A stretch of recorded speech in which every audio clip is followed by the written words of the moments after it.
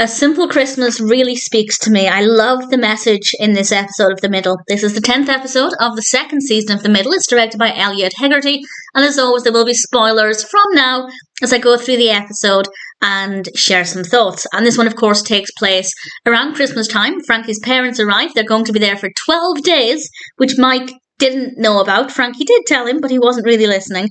And when Mike and Frankie are preparing the mattress for them, they start to find things from previous Christmases, gifts that had gone unopened by the children, and they decide that this year they're going to have a more simple Christmas. They're not going to go overboard with gifts, which tells me they've left it until 12 days before Christmas to buy gifts, and never a good idea. And they're going to just reconnect with each other as a family rather than focusing on the material side of Christmas. And I love that. I absolutely love that. I don't have a problem if people want to go overboard at Christmas, but I also kind of love the non-material aspects. Well, one could argue lights and decorations and things are all materialistic, but I like the atmosphere of Christmas more than the excessive gift giving. So for me, I absolutely love that message. And they're slowly getting on board with this. Sue has a job so she can earn money to buy a few small gifts for her loved ones, and Axel is giving Brick the presents of, well, himself, his presents.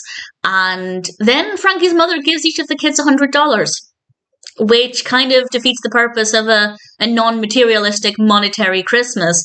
And we have a bit of a fight here in this episode because Frankie wants this simple Christmas, but her mother, as a grandmother, wants to make everything, well, as she puts it at one point, grand. That is her job as the grandmother. So there's a bit of a war here, and I can completely understand this.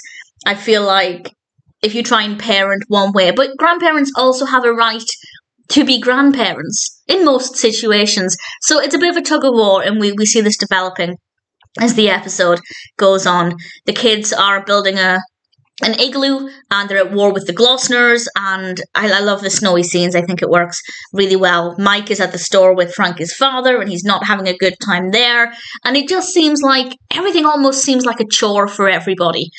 And finally, though, they get everything together, and I have to say, it's gorgeous. We get this final shot, Christmas Eve.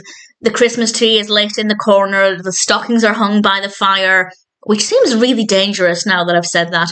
And there are not many presents. It's not overabundant with gifts. And it looks gorgeous. It really does. Less is more. And Mike and Frankie go to bed, and they come down in the morning before the kids get up.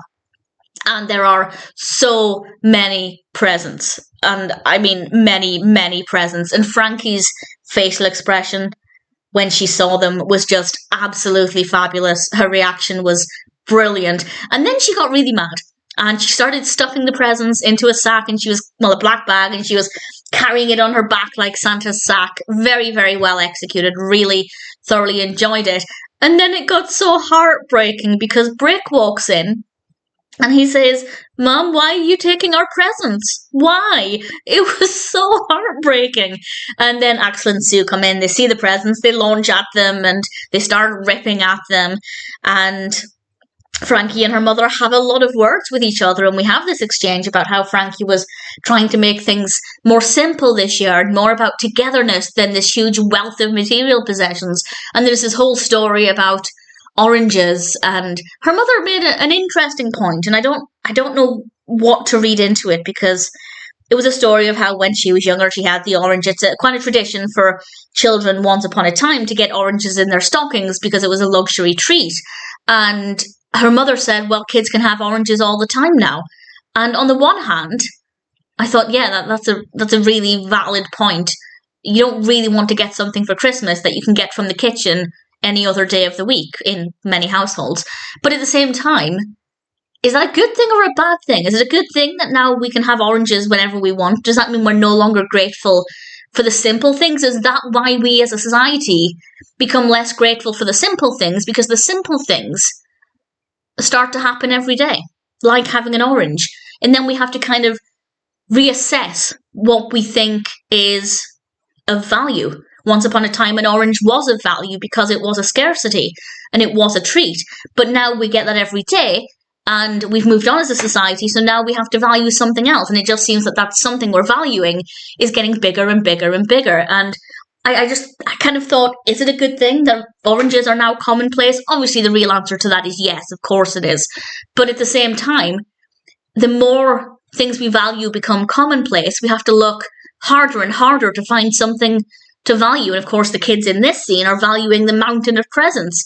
And if, in theory, they got those presents every day, what would they have to turn to next? And it was very thought-provoking. I really thoroughly enjoyed it.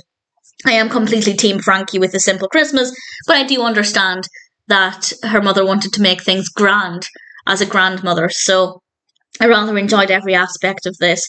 And we ended with the family skit.